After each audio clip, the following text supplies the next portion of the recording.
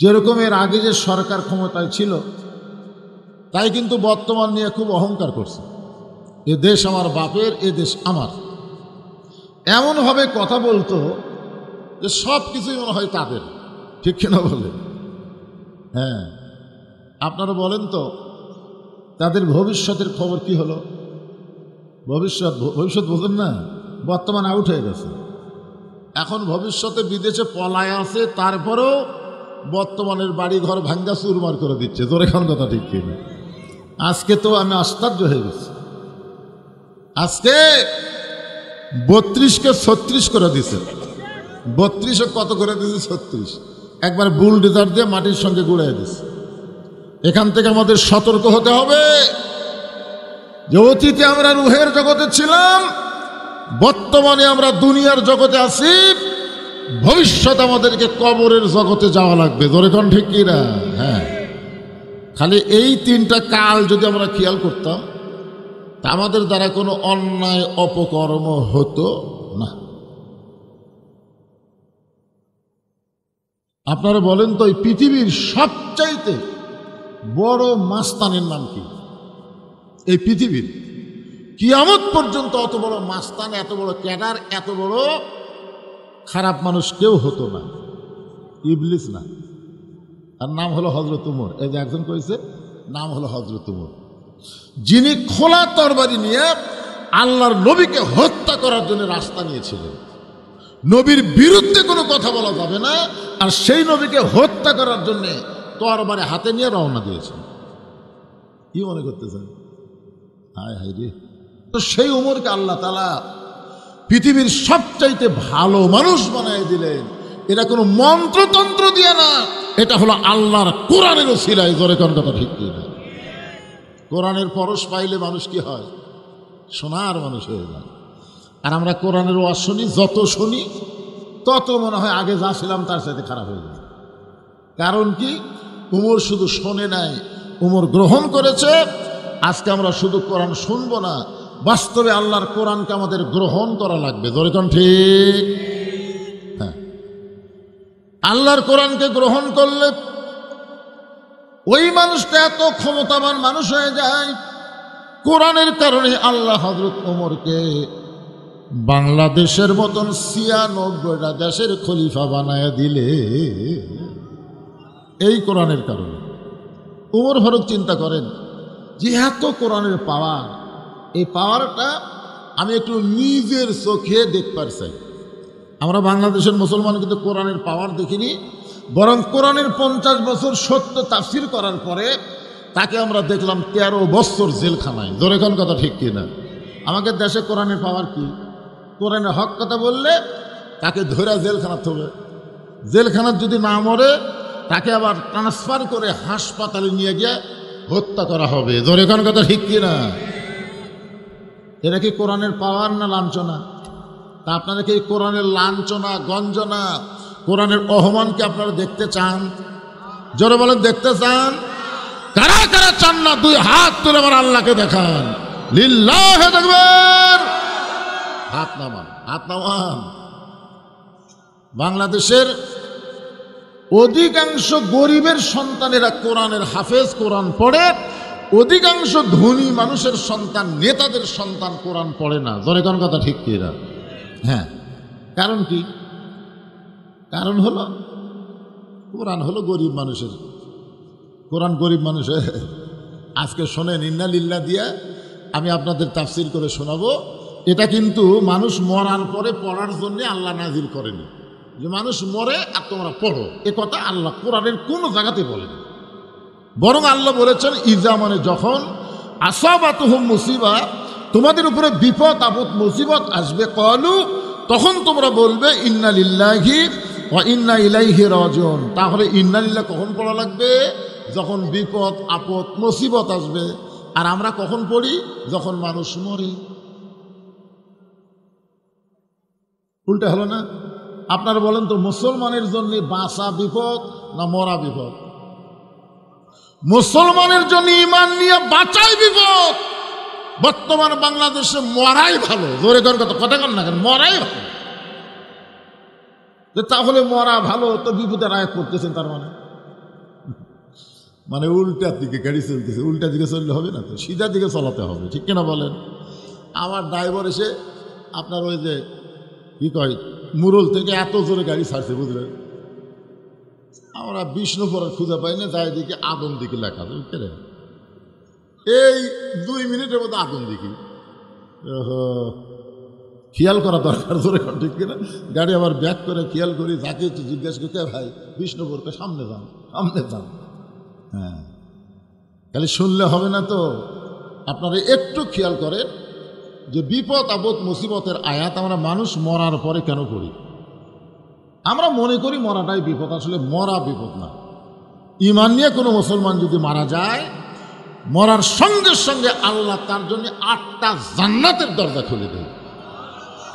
মানে মরাও সারা, জান্নাতে যাওয়াও সারা।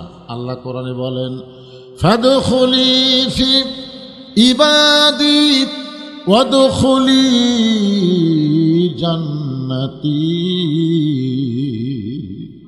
তুমি যখন আল্লাহর বান্দা হয়ে গেলে তখনই তুমি জান্নাতে প্রবেশ করলে। সাহাবেরা ছাত্ররা জিজ্ঞাসা করলো ইমাম গাজ্জালীকে, হুজুর বান্দা হওয়ার সাথেই যদি জান্নাতে যাওয়া যায়, তাহলে মৃত্যু আর কবরের খবর কি?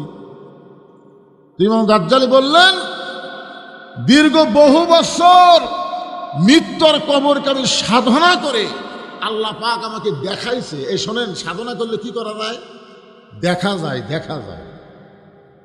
ইমাম গাজ্জালী বলেন, আল্লাহ পাক আমাকে দেখাইছে মৃত্যু নামক যানবাহনের পিঠে চড়ে কবর নামক দরজা দিয়ে প্রত্যেকটা মুসলমান তাদের আসল ঠিকানা জান্নাতে পৌঁছে যায়।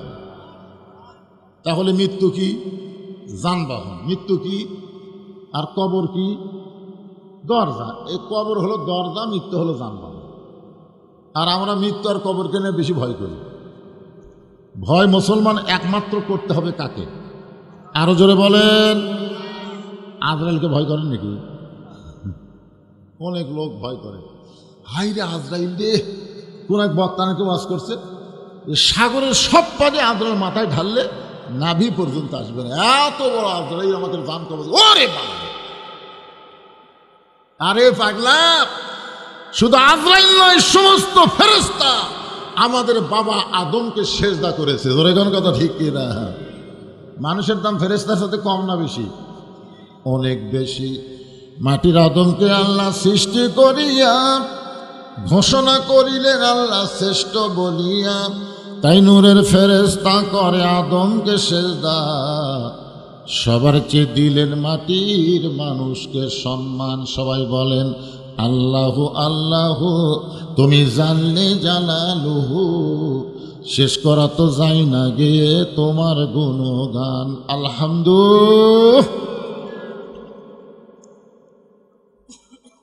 হযরত তোমার আল্লাহর কোরআনকে দেখার জন্য, এই কোরআনটা আসলে কি, নিজের চোখে একটু আল্লাহর কোরআনকে দেখবে। আপনারা কিন্তু কেউ কোরআন দেখার জন্য আসেন নাই, সবাই আইছেন কোরআন শুনতে। ধরে কোন ঠিক কিনা? আমাদের বাংলাদেশে আমরা আগামীতে কোরআন দেখবার চাই, কোরআন দেখবার চাই। কোরআন শুধু কোরআনের মাহফিলে থাকবে না, বর্তমান বাংলাদেশ সংসদে যে সংসদ আল্লাহর কোরআন দিয়ে চলবে। ধরে কোন কথা ঠিক কিনা? দেখার দরকার আছে না নাই? সব দেখা হলো শেষ। আগামীতে দেখব আল্লাহর কোরআনের একটা কেমন বাংলাদেশ।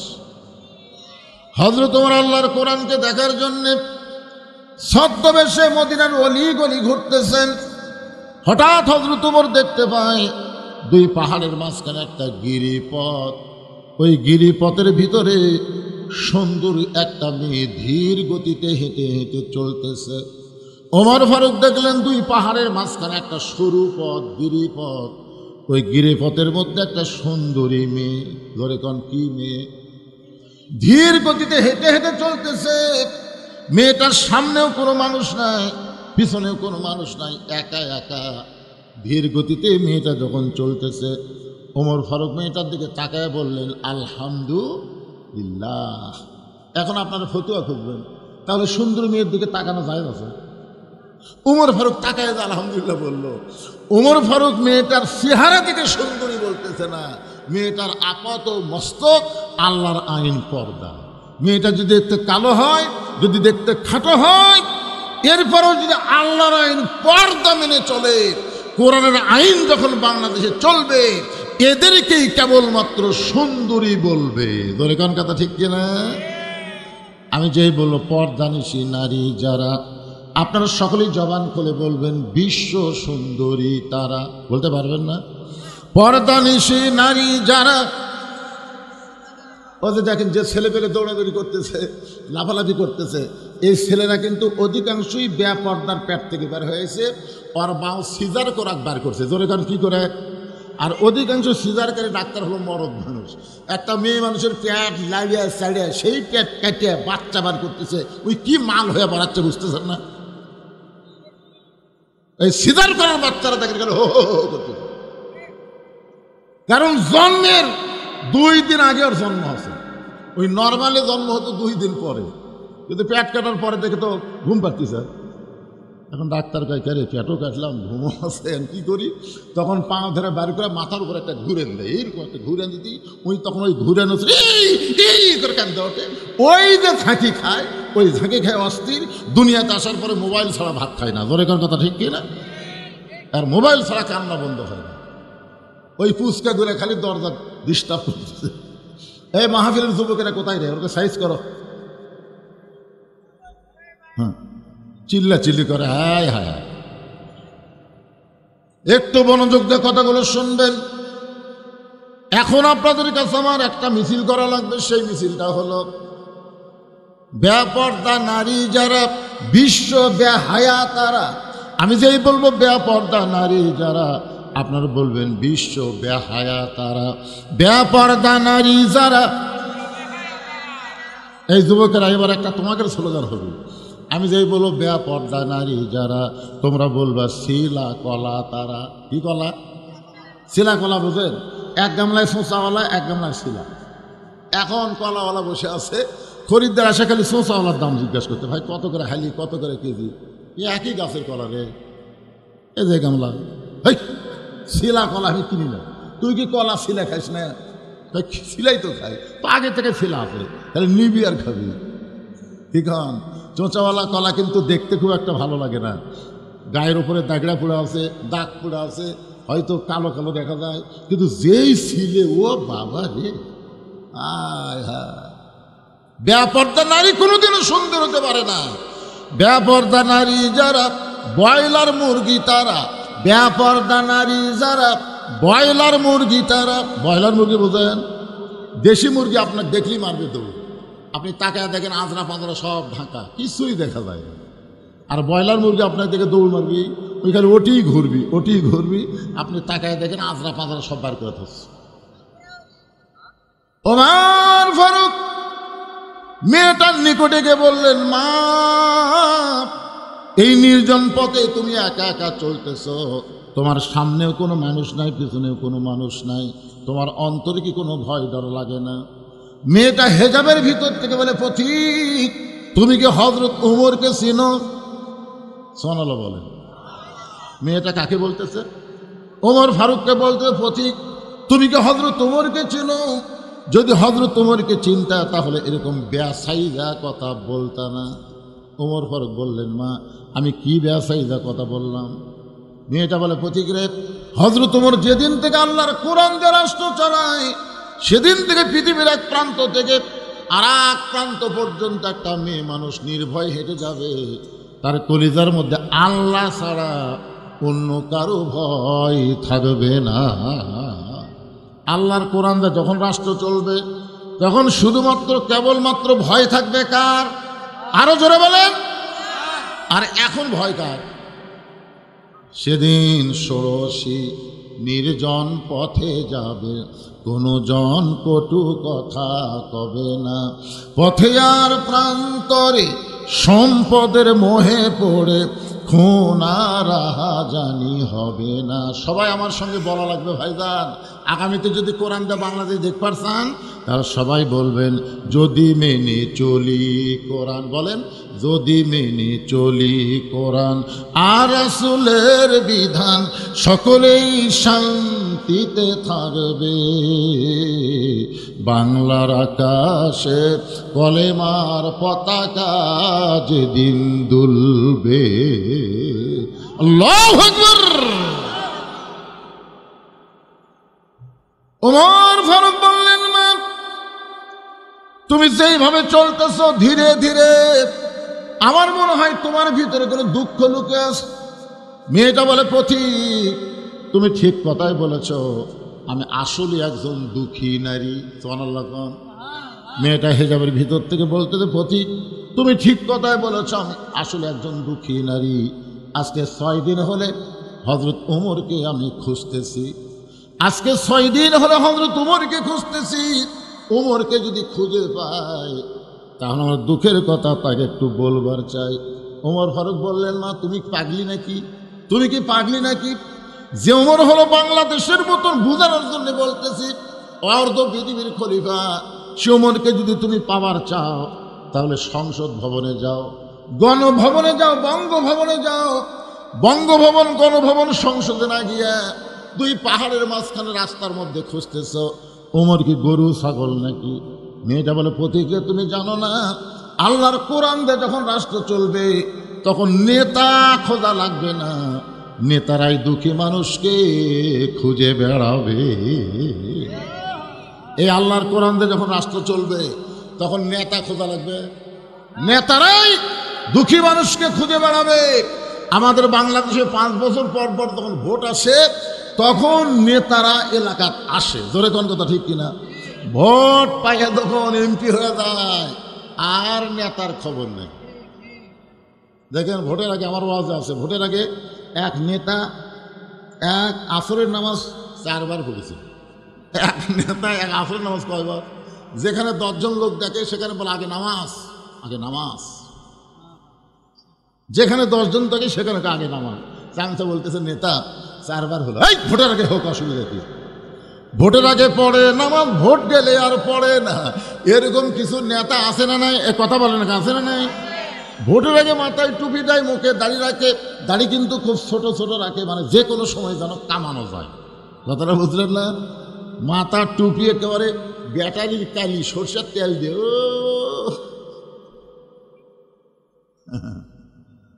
মেয়েটা বলে, পথিক আল্লাহর কোরআন দিয়ে যখন রাষ্ট্র চলবে তখন নেতা খোঁজা লাগবে না, নেতারাই দুঃখী মানুষকে খুঁজে বেড়াবে। এই কোরআন দিয়ে যখন বাংলাদেশ চলবে, একটা গরিব মানুষ ধনীর বাড়ি যাওয়া লাগবে না, বরং ধনীরাই গরিবের দরজায় দরজায় ঘুরবে। গরিবেরা তোমরা 10 টাকা পায়া অন্য জায়গায় ভোট দাও, হ্যাঁ, জিলেপি খায়া বাবা।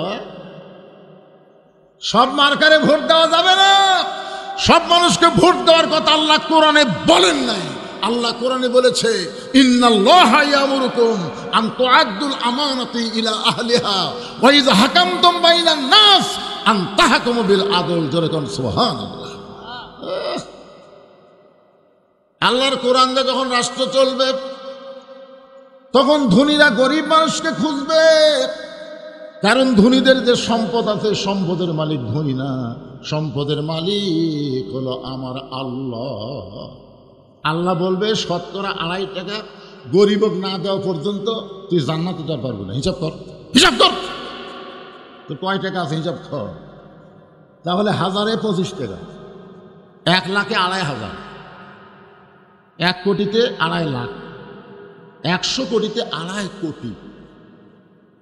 আল্লাহ বলতেছেন, যতক্ষণ না দিবি তুই জান্নাতে যাওয়ার পারবি না। মুসলমানের বাচ্চা টাকা হিসাব করে গরিবের বাড়ি ঢুয়ে দেয়। যা 1 ব্যাগ টাকা নিয়ে গরিবের বাড়ি গেছে, যা বলতেছে, ভাই আমার জাকাতের 1 ব্যাগ টাকা হচ্ছে, টাকাটা নিয়ে আমাকে জান্নাতে যাওয়ার রাস্তা করে দাও। গরিব বলতেছে, মাফ কর, মাফ কর। তুই কি মনে করছিস না খায় থাকবো রে, কিন্তু জাকাতের টাকা আমি নেবো না। দেখবেন এমন কিছু গরিব আছে, ওরা কিন্তু জাকাতের কথা শুনলে দরজা বন্ধ করে দেয়। দেয় কি দেয় না? আমার এক দাদা ছিল, মারা গেছে, আল্লাহ জান্নাতবাসী করুক। ওনাকে বহু মানুষ ইফতারের দাওয়াত দিয়েছে, কিন্তু দাওয়াত যায়নি। আমি একদিন বললাম, দাদা মানুষ মুরব্বী থেকে ইফতারের দাওয়াত দেয়, আপনি নেন না কেন? পাগলা, এত কষ্ট করে রোজা থাকছি সব দেওয়ার জন্যে, দরকারে মুড়ি আর পানি খামরে, কিন্তু পাক কারো বাড়িতে আমি ইফতার করবো না। মানে কি বুঝ, আল্লাহ বুঝ দিছে, কোনোদিন কারো বাড়িতে ইফতার করেনি, নিজের বাড়িতে করছে। 7 দিন ধরে এক ব্যাগ টাকা নিয়ে ধনী ঘুরতেছে, একটা গরিবও দরজা খোলে না। আল্লাহর কাছে বলে, আল্লাহ আমি আর ধনী থাকতে চাই না, কোরআন যখন চালু হবে তখন আমি গরিব হবার চাই। গরিব হলে মজা আছে, টাকা আসবি, আর ধনী হলে কষ্ট আছে, টাকা যাবি। আল্লাহ আল্লাহ, এক ব্যাগ টাকা 7 দিন ঘুরলাম, একটা গরিব নেই। আল্লাহ, মনের দুঃখে লোকটা মরুভূমিতে যাচ্ছে, যা যে গাছের ছায় একজন বস্তা মাথাতে ঘুম পাড়তেছে। বেগালা মনে করছে, যাক রে পাশি রে, আসসালামু আলাইকুম। বস্তার লাভ দিলে কয় আলহামদুলিল্লাহ। বেগালা কয় কে রে, সালাম দিলাম, ওয়ালাইকুম না, কয় আলহামদুলিল্লাহ। বলে 1 বস্তা টাকা 15 দিন ঘুরতেছি ভাই, একটা গরিব পাইনি। তোকে দেখে গরিব মনে করে আল্লাহ শুকরিয়া আদায় করছিস, টাকার বস্তা নিয়ে। আমি গরিব ব্যাগলা, তুই গরিব বস্তা নিয়ে, গরিব গেল কোথায়? আল্লাহ বলে, যখন যাকাত ভিত্তিক অর্থনীতি চালু হবে, আল্লাহর কোরআন দিয়ে যাকাত ভিত্তিক অর্থনীতি যখন চালু হবে, ওই দেশের জন্য আল্লাহ গজবের দরজা বন্ধ করে রহমত আর বরকতের দরজা খুলে দিবে। ধরে কারণ সুবহানাল্লাহ। হ্যাঁ, বর্তমান বাংলাদেশের সুদ ভিত্তিক অর্থনীতি। কি ভিত্তিক? আপনারা বলেন তো, সুদের 1 টাকা খেলে কয়টি গুনাহ হয়? রাসূল এই পাপের সর্বশেষ প্রথম পাপ হচ্ছে আল্লাহর সাথে যুদ্ধ করা। ফেরাউন নমরুদের মতো হবে সুদের 1 টাকা খালি। এটা হলো বড় পাপ। আর সবচাইতে নিম্ন পাপ বলার সময় রাসূল 3 বার মুখ ধরছেন। নবী বলবার চাই মুখ ধরে। সাহাবীরা বলে, হুজুর কি বলবেন, মুখ ধরেন কেন? আল্লাহ রাসূল বলে, এমন একটা পাপের কথা বলতে মুখ দিয়ে আমার বের করতে হবে আল্লাহর হুকুমে। সেই পাপটা হলো যে সুদের 1 টাকা খায়, নিজের গর্ভধারিণী মায়ের সাথে জিনা করার গুনাহ। নাউজুবিল্লাহ, তা আসতে বলেন কেন? 1 টাকা খালি, 1 টাকা।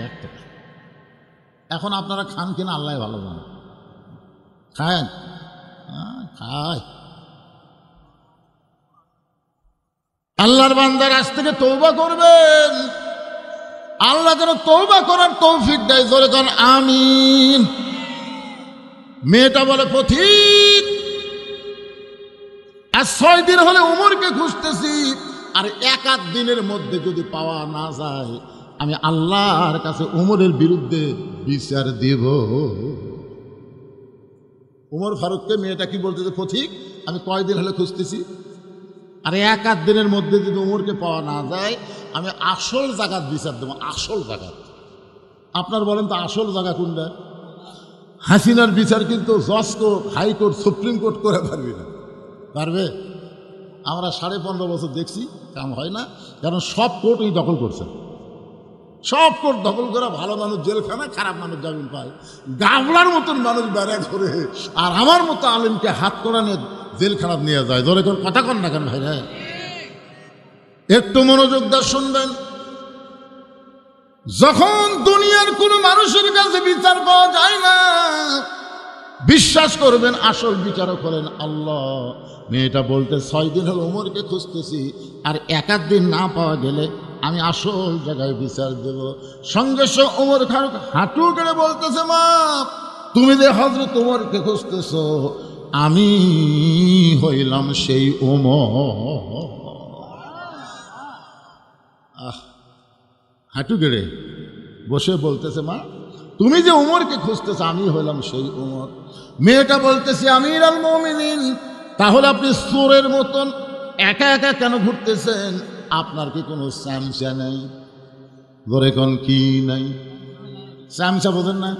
একটা চেয়ারম্যান আসলে তার সাথে চৌকিদার ঘরে, একটা উপজেলা চেয়ারম্যান যখন যায় তার সাথে পুলিশ যায়, একটা এমপি যদি যায় তাহলে পুলিশ যায় না, পুলিশের গাড়ি একটা আগে একটা পাশে। জোরে কোন কথা ঠিক কিনা?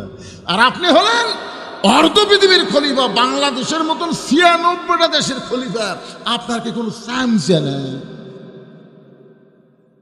আপনার বলেন তো, আল্লাহর কোরআন দিয়ে যখন বাংলাদেশ চলবে তখন নেতার পাশে চামচা লাগবে? কেন লাগবে না? কারণ চামচা পড়ার যে পশা, এটা নেতা পাবে কোথায়? জুমার দিনে হযরত ওমর খুতবা দিচ্ছেন, জুমার দিনে মাঝখান থেকে এক সাহাবী বলতেছে, আমিরুল মুমিনিন আপনার খুতবা শুনবো না। ওমর ফারুক বলে, আমার অপরাধ কি? বলে, আমাদেরকে আপনি খাটো পাঞ্জাবি দিয়ে আপনি লম্বা জুব্বা পরে খুতবা দিচ্ছেন, এই লম্বা জুব্বার কাহিনী না বলা পর্যন্ত আপনার কোনো খুতবা শোনা যাবে না। আমাদেরকে খাটো দিয়ে আপনি লম্বা পড়ছেন হুজুর হোসেন, এ লম্বা জুব্বা কোথায় পাইলেন? উমরের চোখটা দর দর করে পানি পড়তেছে। আব্দুল্লাহ ইবনে উমর বাবার পাশে দাঁড়ায় বলেন, এ নবীর সাহাবীরা, তোমরা খাটো পাঞ্জাবি হলেও তো জুমার দিনে নতুন কাপড় পরে আইছো, কিন্তু আমার পরনে দেখো নতুন কোনো কাপড় নাই। ওসমান গনি বলে, আব্দুল্লাহ, আজকে জুমার দিনে সবাই নতুন কাপড় পরলো, তুমি কেন নতুন কাপড় পরো নাই?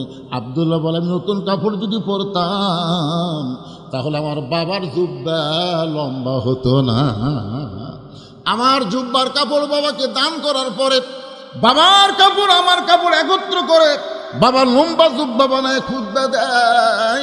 সমস্ত সাহাবেরা কামদার বলে, আল্লাহ, তোমার কোরআন যখন দুনিয়াতে চালু হবে এমন ভালো মানুষকে মুসলমানেরা নেতা হিসাবে দেখতে পাবে। জোরে বলেন ভাইরে, সুবহানাল্লাহ, জোরে বলেন। খালি কি কোরআনের ওয়াজ শুনবেন? বাস্তবে এই কোরআন গ্রহণ করার দরকার আছে না নাই? হ্যাঁ, সব দেখা হলো শেষ। আগামীতে আমরা দেখব আল্লাহর কোরআনের বাংলা। আল্লাহ পারে কি পারে না? জোরে কারণ পারে কি পারে না? অবশ্যই পারে। মানুষ কিন্তু বুঝতেছে। খালি মিজান আজহারী একটা ওয়াজের মধ্যে বলেছে, এক দল খাইয়া গেছে আর এক দল খাবি। এই খালি এইটুকু বলাতে আয় এমন জ্বলা জ্বলতেছে। কেরে ঘরের মধ্যে কে রে? আমি কলা খাইনি। কেন কলার কথাই ওঠেনি। খালি ঘরের মধ্যে কে রে গেছে ওই বুঝে ফেলতেছে, কলা তো আমি খাই। এই জন্য একটু মনোযোগ দেবেন। ওমর ফারুক বলতেছেন, মা, তুমি 6 দিন হলে আমাকে খুঁজতেছ, কি দুঃখ তোমার মনে যে দুঃখের কথা আমাকে বলবার চাও? মেয়েটা বলে, আমিরুল মুমিনিন, আমার জীবনের সবচাইতে বড় দুঃখ হলো আমি 6 বছর বয়সে ঈমান গ্রহণ করেছি। 6 বছর বয়সে শুধু ঈমান গ্রহণ করার অপরাধে, শুধুমাত্র ঈমান গ্রহণ করার অপরাধে আমাকে 12 বছর জেলখানায় বন্দি করে রাখছে।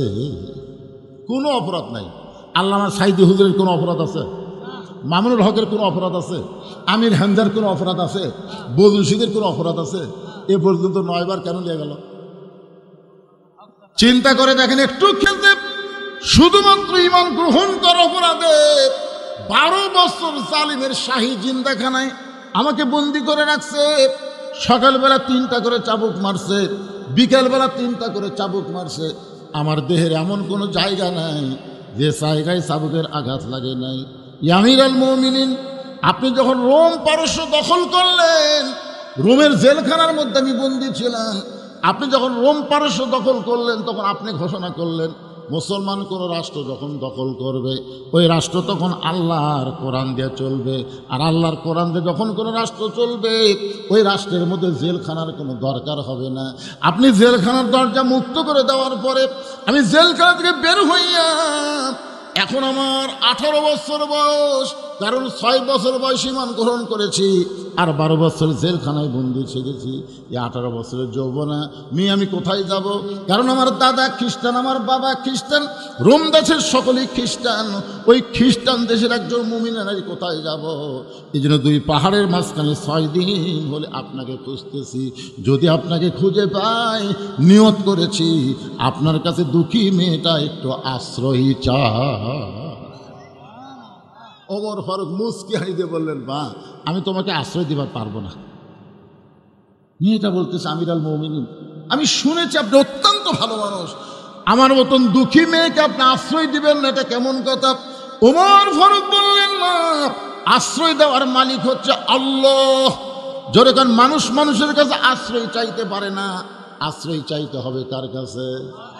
তবে ইসলাম, তুমি শুনে নাও মা, ইসলাম তোমাকে অধিকার দিয়েছে। অনেকে মেয়েদের কানে কানে কান গরম করে দিবি, কোরআনতে যদি বাংলাদেশ চলে তোকে কিন্তু বাড়ির থেকে বাড়াবার দিবি না রে। একেবারে দরজা বন্ধ করে ছবি, মার্কেট টার্কেট কিছুই করা যাবি না, এমন বোরকা পরালে গিয়ে এমন কতগুলো কথা বলবি, মেয়েরা কবি না এই আল্লাহর দলকে আমরা ভোট দেবো না রে। ইসলামী নারীদের অধিকার আছে না নাই? কথা বলেন, আছে না নাই?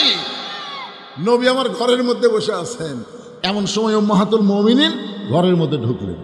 যেই ঘরে ঢুকছে নবী আমার দাঁড়িয়ে গেলেন। দেখছেন মা আয়েশা ঘরের মধ্যে ঢোকাতে নবী দাঁড়িয়ে গেলেন। আর নবী বসে থাকলেন না, দাঁড়িয়ে গিয়ে দৌড়ে গিয়ে দরজা বন্ধ করে দিয়ে জানলা বন্ধ করে দিলেন। মা আয়েশা থরথর করে কাঁপতেছে। আল্লাহ রাসূল বলে, আয়েশা কাঁপো কেন?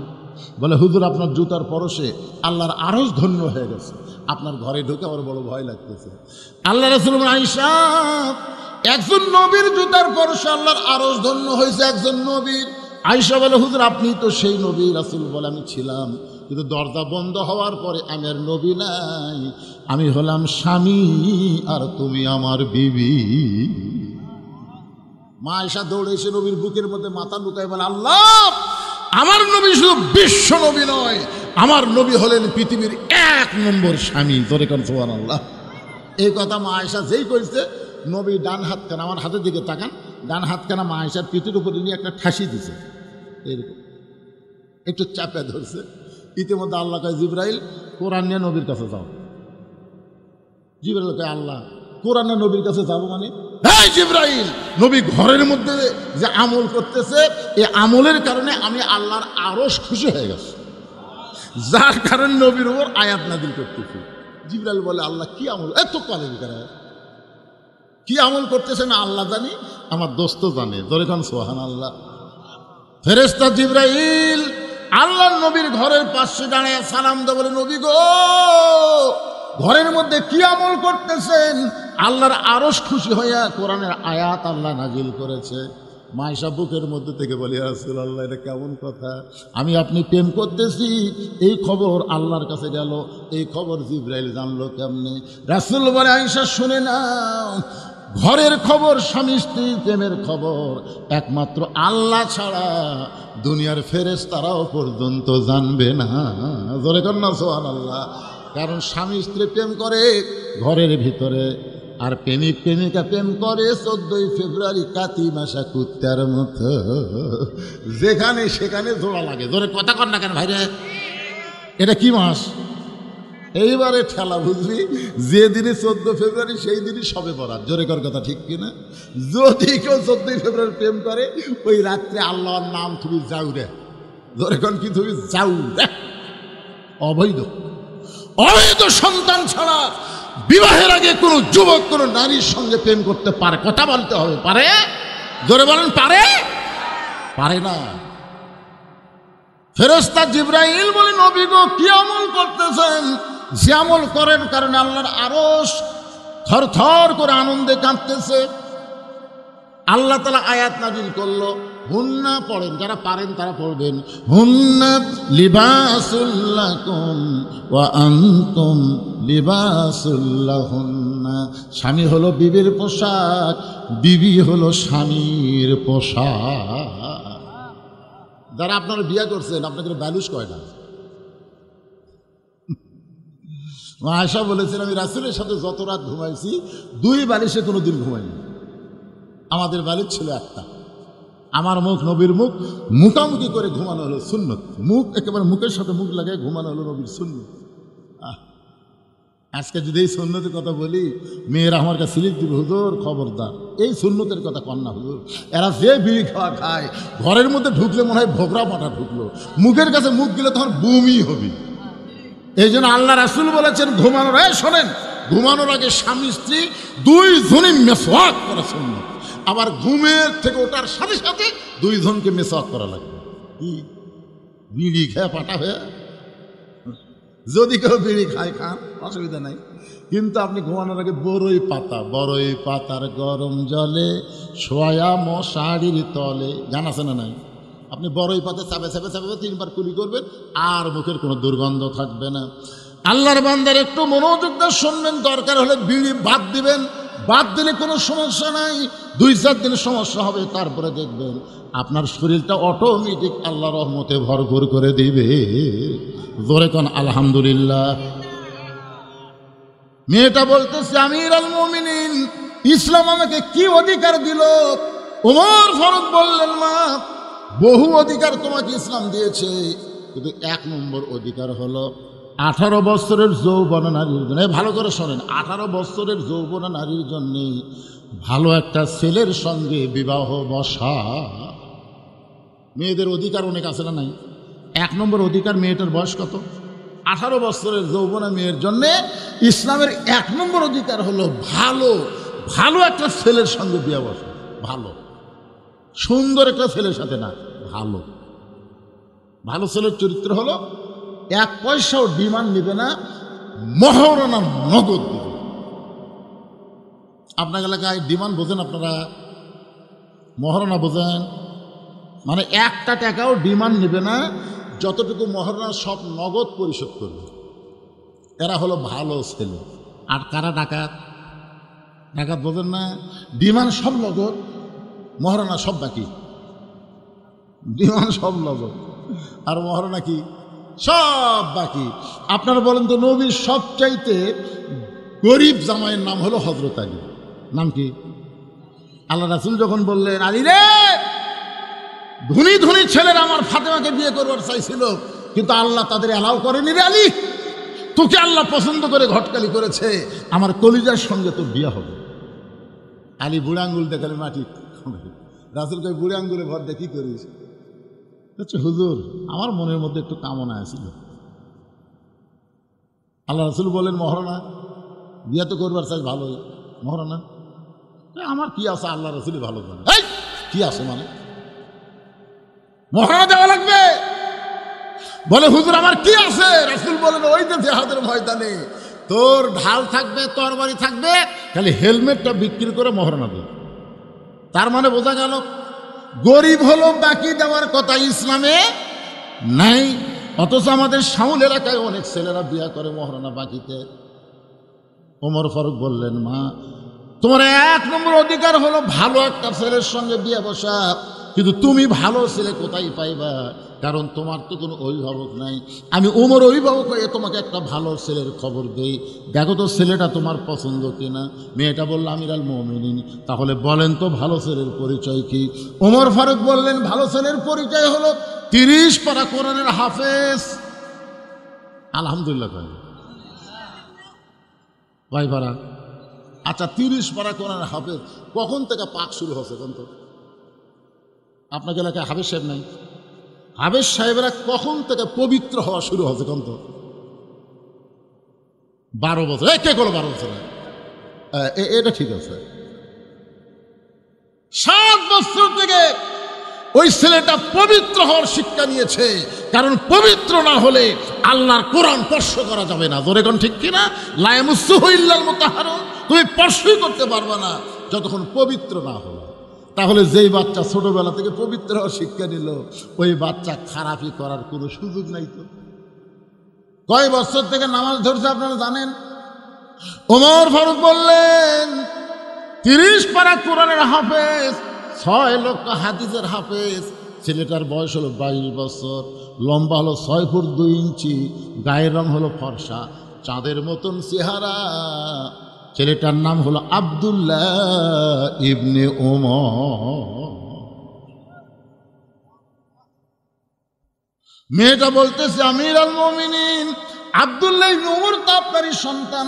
বলে, মা তোমার মতন একটা ভালো মেয়েকে, যে 6 বছর বয়স ঈমান গ্রহণ করেছে, 12 বছর নির্যাতনের পরও যে ঈমান হারা হয় নাই, এমন একটা মেয়েকে যদি আমার ছেলের বউ করতে পারতাম, তাহলে বৌমা হিসাবে তাকে অধিকার দিয়া দিতাম। সুবহানাল্লাহ, জোরে কর না কেন? কি মা বেটার বউ কে হয়? আপনাকে বেটার বউ নাই তো কি কি কোন জোরে কোন কি হয়? আরো জোরে, জোরসে বলুন। ওই যে মুরব্বী দেখেন বলতেছেন, ওই যে আপনার পাশে যে মুরব্বী বলতেছেন, এই জন্যই বলতেছে না যে হুজুর বৌমা হয়তো উমরের সময় হয়েছে, কিন্তু বর্তমান আর বৌমা হয় না, বউ দাজ্জাল হয়। জোরে কোন কথা ঠিক কিনা? এমন কান মন্ত্র দেয়, একে স্বামী গিলা চলে গেছে বউরে, এখন বাসা বানায় স্বামী স্ত্রী থাকে, বাপ মা থাকে আপনাকে এই কি গ্রাম? বিষ্ণুপুর। বিষ্ণুপুরে বাপ মা থাকে, আর ওই বেটা বউ নিয়ে থাকে শহরের বাসা, আর বাপ থাকে গ্রামে বিষ্ণুপুরে। বাপ মাকে 2 চোখে দেখবার পারে না। এইরকম বেটার বউ আছে না নাই? জোরে বলেন। একদিন বউ অসুস্থ হয়ে বগুড়া পপুলারের ডাক্তারকে দেখাইতে গেছে, বড় ডাক্তার। দেখতে দেখতে রাত 9টা বাজে। এখন 9টার সময় বিষ্ণুপুরে কেমন আসবে? আমি জীবনে বহু জায়গা গেছি, কিন্তু এরকম খারাপ রাস্তা থেকে বুঝলেন। আমি যে মোশন নিয়ে আসলাম বুঝলেন, আসার ওর মাটিতে আসার পরে খালি গাড়ি এই রাত 9টার সময় ডাক্তারের দেখা শেষ। এখন বাবা চিন্তা করে এই রাত 9টার সময় বিষ্ণুপুরে কেমনে যাব? এই রাত 9টার সময় বিষ্ণুপুরে কেমনে যাব? এমন সময় মন বলতেছে, কেন তোর ছেলের বাসা নেই, ছেলের বাসায় যা। এখন কি করবে? বেকায়দা ছেলের বাসায় যা ডাকতেছে, আব্দুল্লাহ রে, ছেলের নাম আব্দুল্লাহ। আব্দুল্লাহ আব্দুল্লাহ কয়, এলাকার সবাই আমার স্যার কয়, সাহেব কয়, আমার নাম ধরে ডাকে মরক করে। দরজা খুলে তাকায় দেখে বাবা। বাবা কি কারণে রাত 9টায়? বলে বাড়ির যাওয়ার কোনো গাড়ি নাই, বেকায়দাই তোর বাসায় এসে আমাকে একটু থাকতে দিবি। আব্দুল্লাহ হাত ধরে নিয়ে গিয়ে রেস্টরুমে বসাইছে। বাবা একটু বসেন। বইয়ের কাছে গিয়ে বলতেছে, কেন বাবা তো কোনোদিন আসে না, আমরা এখানে বাসা করার পর থেকে বাবার মন খারাপ। বাবা গ্রামে থাকে, আজকে ডাক্তারকে আইসে, বিপদে পড়ে আমাদের বাসায়, তুমি একটু বাবার সামনে খাবার দাও, বাবা খুশি হবে। বউ বলতেছে, তুমি জানো সকাল থেকে আমার মাজা বেদনা, তুমি জানো আমার ডানার মধ্যে খালি শিরশির করতেছে, উঠবার পারলাম না, তুমি পারলে তোমার বাপকে খাবার দাও। বাবা ডাক দেখে, আব্দুল্লাহ রে, তুই কি মনে করছিস বগুড়া হোটেল বন্ধ হচ্ছে? আরে পাগলা, থাকার জায়গা নাই, তাই বলে কি খাওয়ার জায়গা নাই? পেট ভরে খাসি বা একটা ঘর আমাকে দে, আমি একটু ঘুম পারবো। আছে আব্দুল্লাহ বলে, বাবা সত্যি কি তাই? বলে, হ্যাঁ বাবা, তুই কি মনে করিস আমার অসুস্থ বউরে কষ্ট দিয়ে আমার খাওয়া আগে? রাত 9টার সময় বাবা না খাইয়া ঘুমায় গেছে। রাত যখন 11টা বাজে, এমন সময় আব্দুল্লাহর শালা, বইয়ের ছোট ভাই আব্দুল্লাহর শালা দরজার ডাক দিয়েছে, শেফালি আপা। শেফালি আপা সঙ্গে সঙ্গে কম্বল ফেলে দিয়ে মারছে লাফ। আব্দুল্লাহ তাকায় দেয়, কম্বল আছে, বউ নাই, মাজা বেদনা, ডানা শিরশির করে। বাপাইছে 9টা, শালা 11টা।